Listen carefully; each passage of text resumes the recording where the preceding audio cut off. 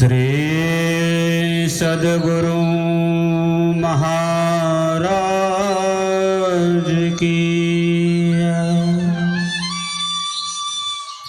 श्री प्राणनाथ प्यारे की श्री बाईजूराज महारानी जो की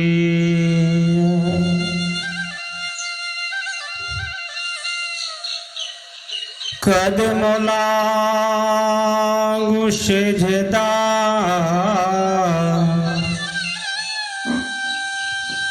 पकड़ के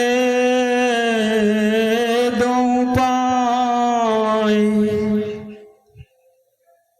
हुक्म करत है मासुक बीच आशिक के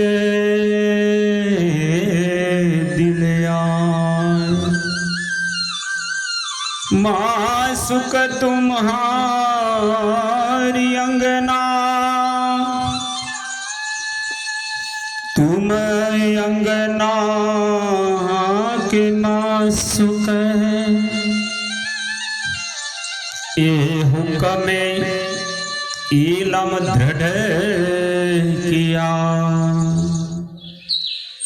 रूहा जू क्यों न हो टुक टुक रूह आजू क्यों न हो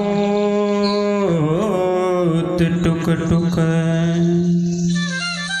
श्री प्राणनाथ प्यारे की जय। आइए पूर्ण ब्रह्म अक्षरातीत सच्चिदानंद स्वरूप श्री राजश्यामा जी के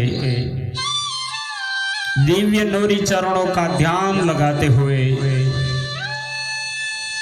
पुनः चले परम धाम का अखंड आनंद एवं आत्म जागृति का ज्ञान प्राप्त करते हुए परमात्मा का दिव्य दर्शन करने हेतु श्री प्राणनाथ जी वचनामृत श्री तारतम सागर ग्रंथ कोलजम स्वरूप श्रीमुखवाणी के तृतीय ग्रंथ खटरूपी ग्रंथ के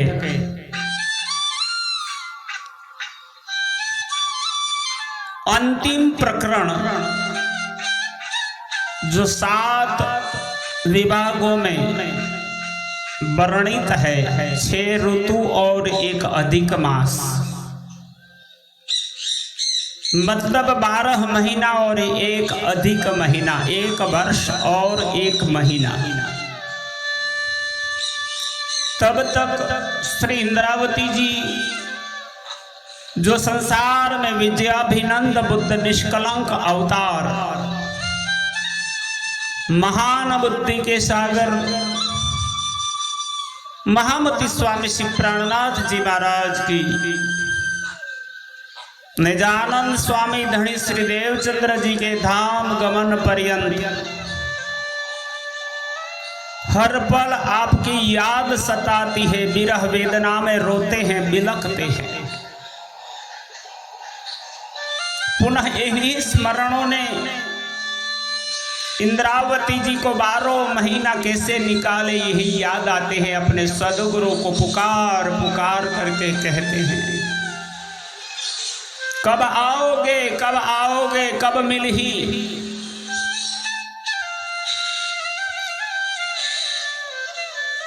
तुम आए सब आइया, जब तक आप नहीं आओगे तो खेल भी कैसे होगा।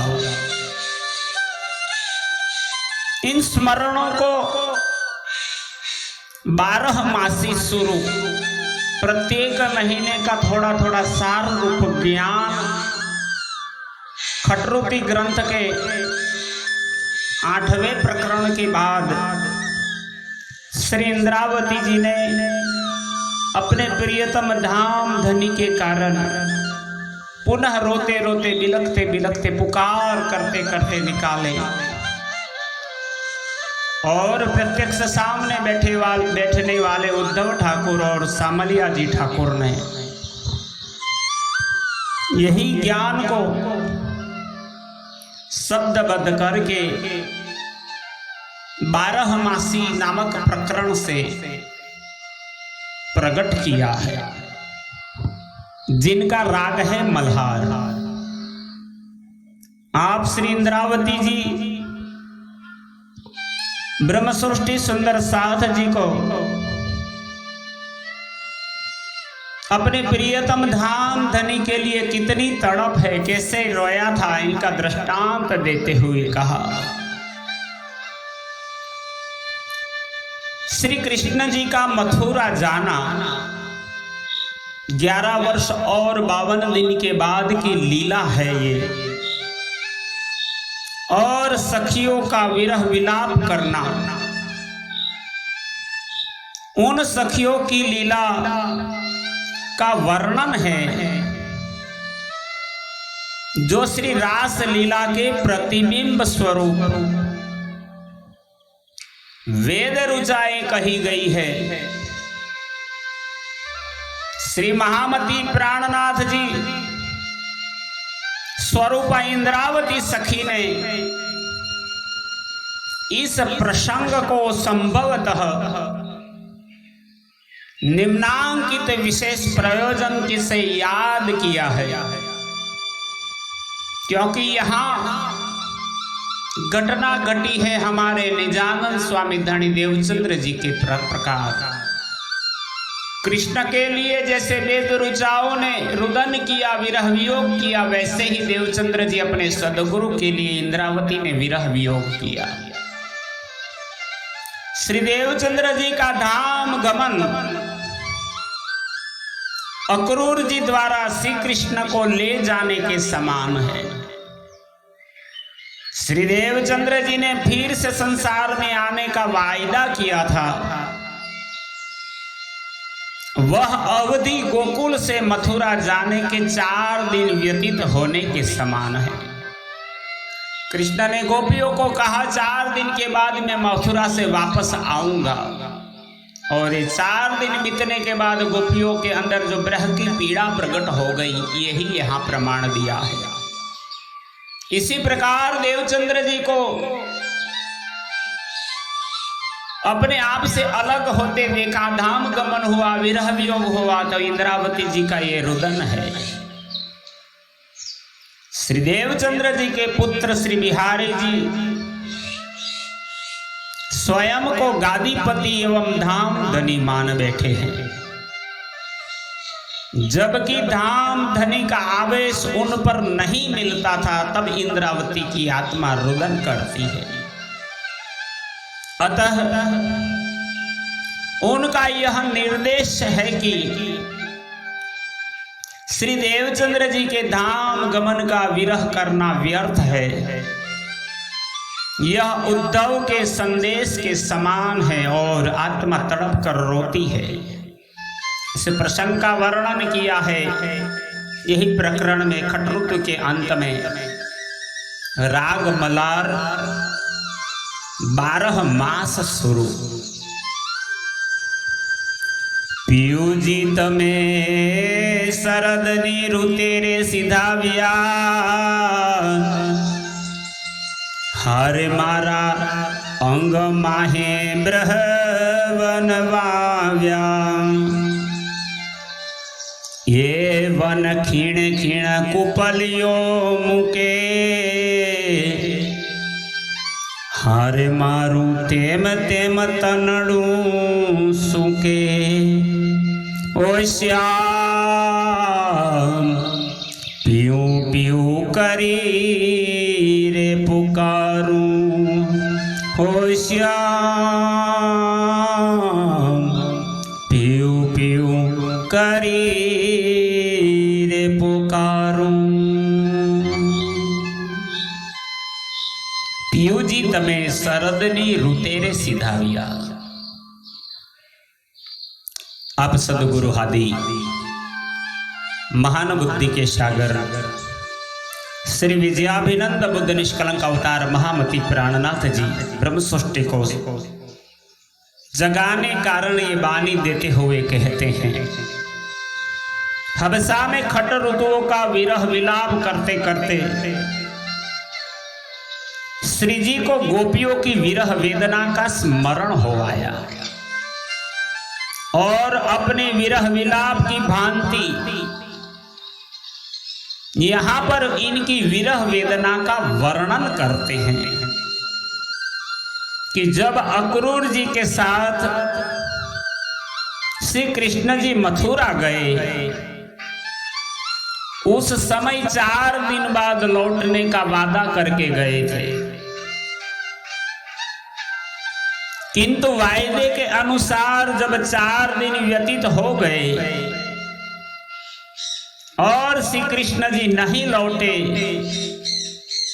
तो गोपियों उनके विरह में विलाप करने लगी। हरे मारा अंग माहे ब्रह वन बाव्या।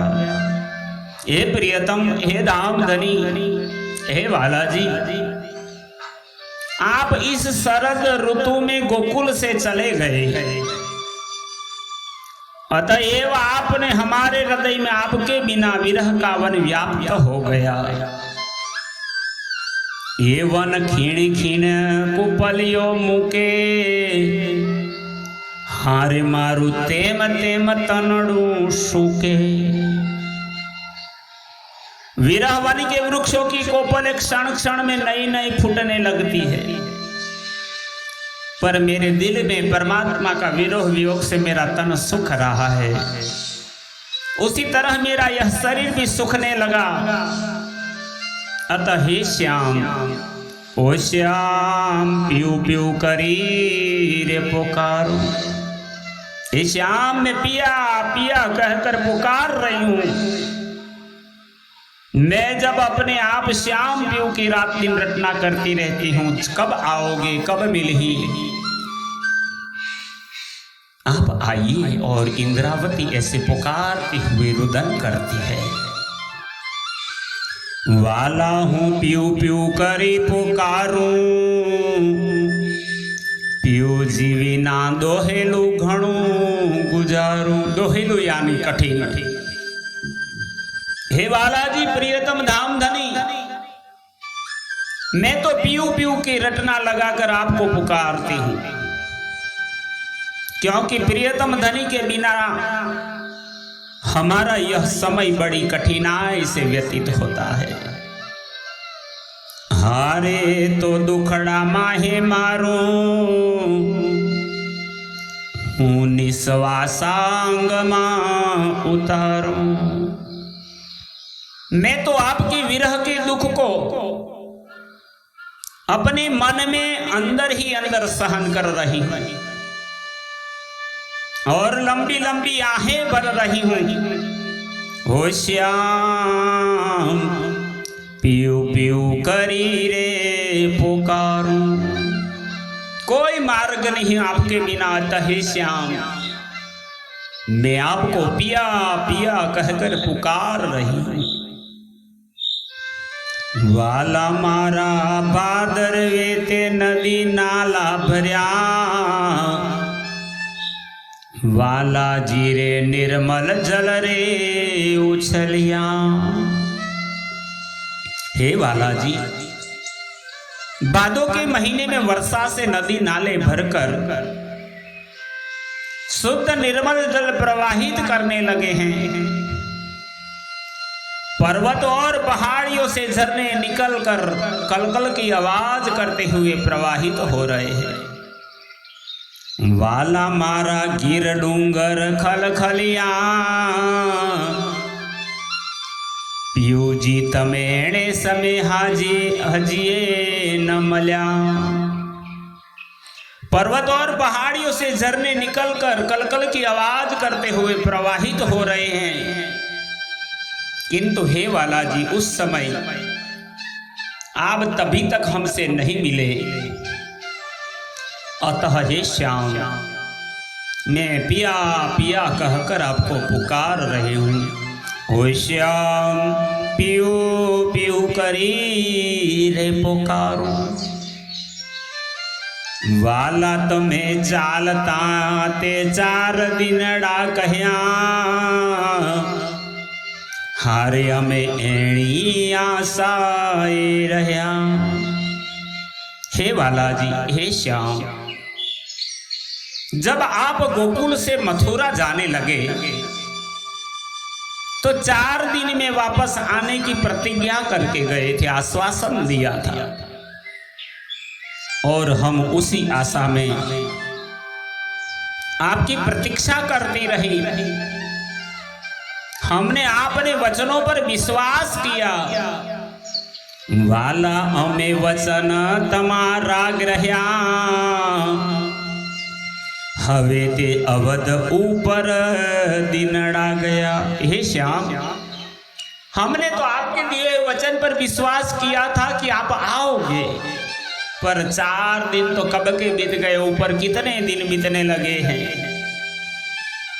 अब तो अवधि के दिन भी व्यतीत हो गए और आप नहीं आए। हो श्याम पियो पियो करी रे पुकारू, इसलिए मैं रो रो कर बिलक बिलक कर आपको पुकार करती हूँ। वाला मारा दिनड़ा आसो ना आव्या, हारे घेर में घलियो बारे रे सिधाव्या। आप महान बुद्धि के सागर इंद्रावती जी खटरुति ग्रंथ के शरद ऋतु का पश्चाताप रुदन प्रदर्शित करते हुए कहती है, हे वाला जी, भादो महीना भी चला गया, रोते बिलखते अब आ गया अश्विन का महीना, और 12 प्रकार के बादल गिर गिर कर वर्षा करके चले गए। अब तो बारिश भी बंद हो गई। हारे वन वेलड़िए रंग सुहाव्या, पियो जी तमे एणे समय ब्रजड़ी कान आव्या। अब बन के वृक्ष और बेली सुंदर हरियाली से शोभायमान है। बारिश के कारण सब में जीवन आ गया है, प्राण आ गए, सब खिले हैं, फूले फाले हैं। किंतु ऐसे समय में भी हे प्रियतम वाला जी, आप ब्रज में वापस क्यों नहीं आए, इसलिए मैं रोती हूँ। ओ श्याम पियो पियो करी रे पुकारूं, आपको हर पल हर क्षण आने का वादा करा किया था आपने, में राह देखती टकती रही, आप आए नहीं, इसलिए रोते रोते पुकार करते हैं।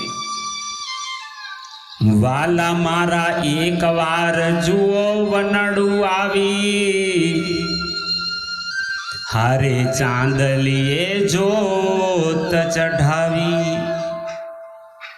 इंद्रावती जी हबसा कारागृह में बैठ करके उन दिनों को याद करती है कि कृष्ण के बिना गोपियां कैसे तड़पती थी। यही हालत मेरी है प्रियतम धनी, हे वाला जी, एक बार तो आकर इस वृंदावन की शोभा को देख जाओ